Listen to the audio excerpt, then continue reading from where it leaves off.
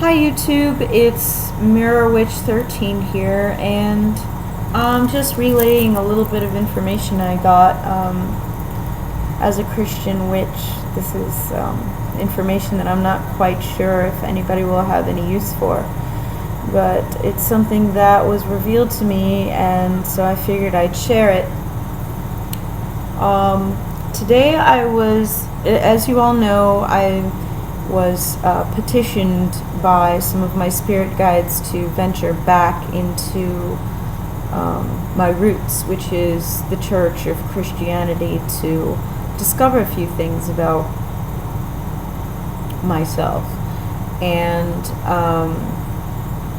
I have yet to actually go back to church. I know that I was supposed to go, but I'll be quite honest with you, I've been putting it off because it's not something I'm not really looking forward to. I mean, it's not something I am really looking forward to. But that being aside, I did decide to begin to read the Bible again. As you can all recall, I am a Christian witch, and I wouldn't go so far as to say that I mistrust the Bible, but I do mistrust some of what some people claim to be the direct interpretations of it and its meaning. And that is the purpose of this video. For example, ever since I was a kid, I always heard of the Proverbs 31 virtuous wife, and as a kid I thought that was something I was supposed to aspire to be. Who can find a virtuous and capable wife? She is worth more than than precious rubies. Her husband can trust her. She can greatly enrich his life, everything like that. It goes on to say how she basically never sleeps at night because she's constantly working, constantly doing everything she can to serve her husband. She makes extra money for him by sewing clothes and selling it in the marketplace. She always has the meals ready, never has dirty dishes. She's basically perfect in every way. When I was a kid growing up, I always thought that was something that was expected of me as a woman. And then when I started to veer away from Christianity and I was embracing feminism more, I saw how that can actually put women in a box. So you mean to tell me that I could have the genius enough to cure cancer, but because of my gender, because of what's between my legs, I have to be reduced to being a very awesome housekeeper and a good cook and a good little helpmeet for my husband. Forget my aspirations of curing cancer or global peace, everything else that I might have talent for. I am only good for one thing. So anyway, as a Christian, I just accepted it as the word of God, that this is the way a wife of noble character is supposed to be. As a Christian witch or a Christian pagan, I've expanded my mind a little bit and I got a little bit more of that verse. If you look earlier in the Bible verse, it says, "These are the sayings of King Lemuel, an oracle that his mother taught him." Now, it is thought by a lot of scholars that King Lemuel is actually King Solomon, the one who wrote the book of Proverbs, the author. Now, if we know the story of Solomon, who was his mother? His mother was Beth Sheba, wife of David. Now, this is something that is a little controversial that I'm about to say. And once again, I have to reiterate that I am not a Christian. I am a Christian pagan. I am a Christian witch.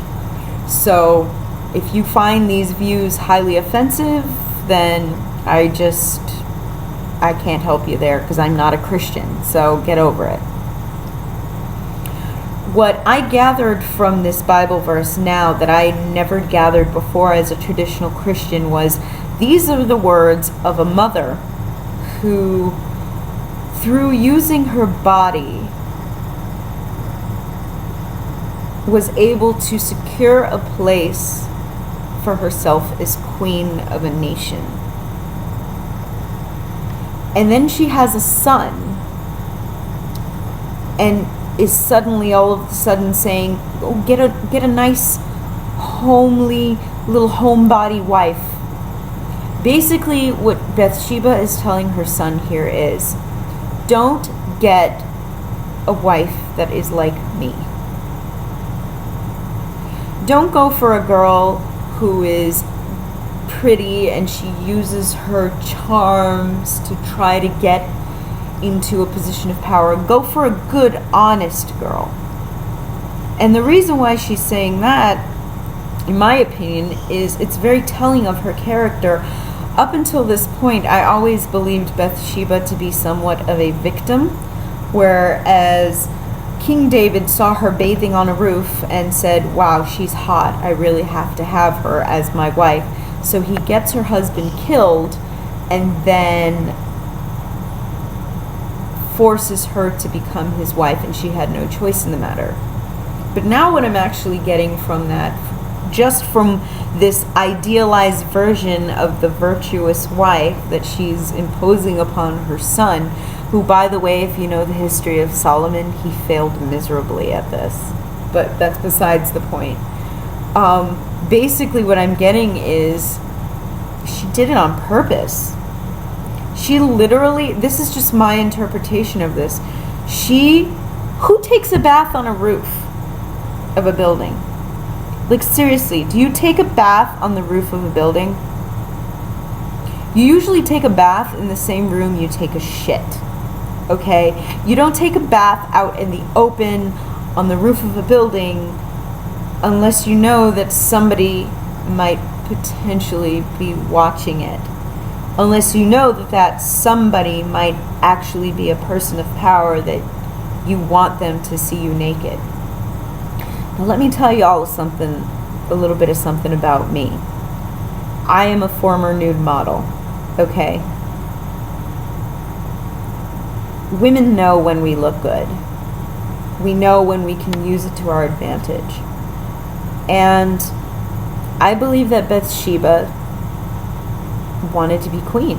I mean, who wouldn't, right? So she knew that her window was in view of the king's bedroom or whatever. So she would just disrobe and be like, oh, I wasn't doing it on purpose. But who takes a bath on the roof of a building? So anyway, long story short, she married her husband was killed because King David wanted to marry her. Uriah was his name. And then the story goes on to say that they lost a child. I think there was a baby that ended up dying because of the karma of the foundation of their marriage, their union. It was on bad energy, and as a witch I can see this happening. If I engaged in a relationship with somebody and the foundation was negative, I can see how on a karmic level, maybe not by reincarnation, but even on a short-term level, this can actually result in something negative happening.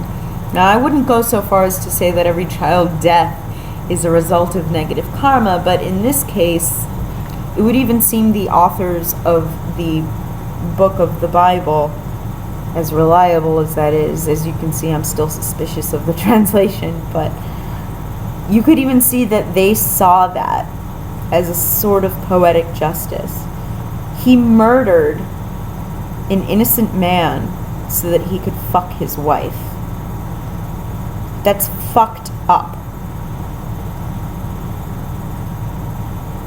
And I think for the rest of their relationship, they knew that that was fucked up, and there was something permanently ruined on that family unit from that point on, because of the origin of that relationship. As I said in one of my earlier videos about spell work as far as love spells, I consider myself to be very skilled at understanding love spells and love magic and all of that. And I will say this: if you get a relationship that's ill-gotten gain, maybe you stole them from someone else or something like that, or, you know, something similar to that, something negative, then you will, in some time, oh, my familiar just popped up. Hi. This is my doggy. You will, in some time, see negativity from that. And maybe it wouldn't even be in this lifetime, maybe a few lifetimes from now, but eventually you will see some negativity from that. So I think when she was inventing this ideal woman, what she was basically expressing in that moment was regret in some of the things that she might have done earlier in her life that could have created, if anything, just a dishonest atmosphere for their family to exist in. I mean, regardless of the death of the child, I think what it means is, in the end, she regrets her own actions. And so she's telling her son, Solomon, don't go for women like me. Don't just go for a beautiful woman who is really hot and you think she's going to be awesome. Go for a good woman. Go for a woman that has a good heart, and maybe you'll have a happier life. I think she was expressing regret. So it's interesting because the Proverbs 31 woman, as a Christian, was always beaten over every woman I've known's in Christianity's head, saying, you have to be like this. You have to be the Proverbs 31 woman. But in reality, I don't think the Proverbs 31 woman actually exists. I think the Proverbs 31 woman is actually an idealized version of the perfect woman that all of us as women wish we could be. But I don't think that it's something that we should necessarily strive for. So maybe some of us don't have, a perfect body, or we're not the greatest housekeepers. That's one of my biggest criticisms as a wife, I think, in my opinion. Or maybe we're just not wifey. That's not what makes a good woman. What makes a good woman is a good heart, your intent. Do you care about people? Do you want to do good in the world? And that's all you really need. And I think maybe even to the end, Beth Sheba never really got it. I mean, if she really thinks it's all about keeping clean house and making sure that everybody has pretty clothes and good food, then she doesn't really know what it means to be a good woman. In my opinion, a good woman is somebody who would do anything for her family, for her friends, for her country, and even for herself.